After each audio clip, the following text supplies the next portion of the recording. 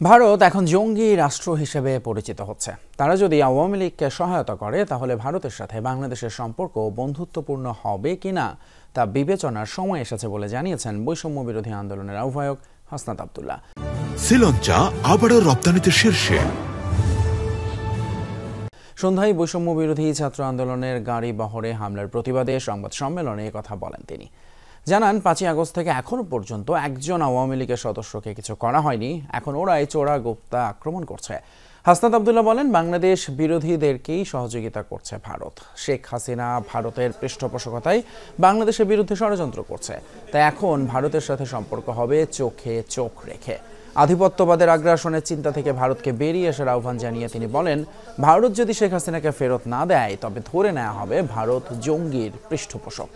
এ সময় ক্যান্টনমেন্ট থেকে 626 জনকে যারা বিদেশে পার করে দিয়েছে তাদেরকে জবাবদিহিতার আওতায় আনার দাবি জানান হাসনাত আব্দুল্লাহ।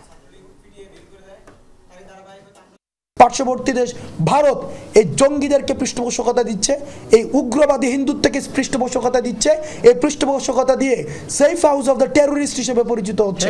আমাদের শত্রুকে আমাদের বাংলাদেশের জনগণ যাদেরকে প্রত্যাখ্যান করছে তারাই তাদেরকে আশ্রয় দিচ্ছে, প্রশ্রয় দিচ্ছে। ভারতকে আমরা আহ্বান জানাবো, আপনারা জনগণের দৃষ্টিতে আপনারা বাংলাদেশকে দেখুন, আওয়ামী লীগের দৃষ্টিতে না দেখে।